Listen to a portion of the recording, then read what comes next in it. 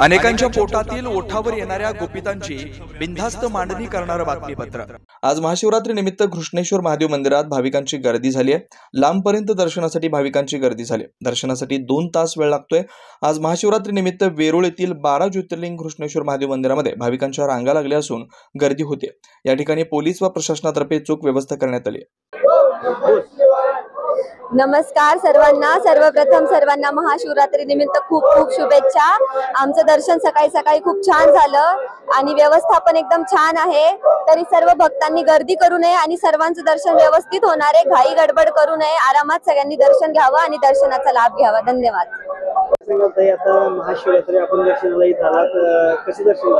सर्वप्रथम महाशिवरात्री निमित्त सर्व भक्तांचे हार्दिक स्वागत आणि त्यांना शुभेच्छा।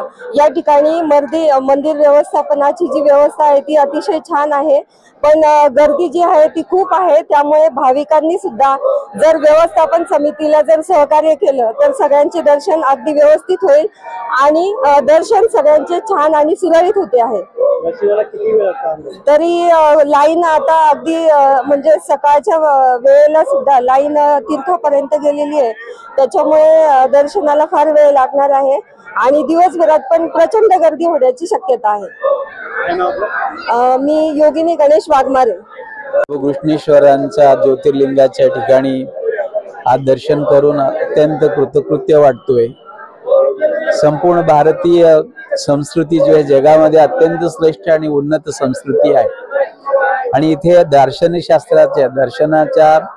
शास्त्र ही तेवढंच महत्वाचं आहे आणि वैदिक सनातन धर्मामध्ये 12 ज्योतिर्लिंगाला अत्यंत महत्वाचं स्थान दिलेले आहे आणि देवगिरी भागातल्या या घृष्णेश्वरांच्या सानिध्यामध्ये आज संपूर्ण भारतातून प्रत्येक कानाकोपऱ्यामधून जो भाविक भक्त इथं येतात, अत्यंत शांततेने दर्शन घेऊन मनोकामना ते पूर्ण करून घेत आहेत आणि भक्ती आणि शक्ती हा भारताचे अत्यंत वैशिष्ट्य आहे आणि या भक्ती आणि शक्तीचा जो भाव जो आहे प्रयागराज मध्ये कुंभमेळ्यामध्ये सगळ्यांना पाहायला मिळतोय आणि परोपकाराय वहन्ति नद्यः परोपकाराय फलन्ति वृक्षः परोपकारार्थमिदं शरीरम।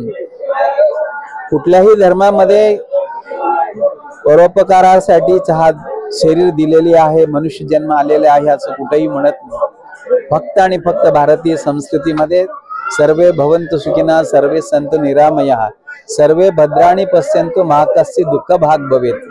सर्वांना सोबत घेऊन जगणारा जो नागरिक आहे, जगणारा जो भाविक भक्त आहे तो फक्त आणि फक्त सनातन धर्मामध्ये आहेत आणि अशा थोर सनातन धर्मामधलं आज 12 ज्योतिर्लिंगापैकी घृष्णेश्वर ज्योतिर्लिंगामध्ये अत्यंत शिस्तीनं आणि गर्दी असताना सुद्धा अत्यंत नियमबद्ध जो दर्शन घेत आहे भावी भक्तांनी।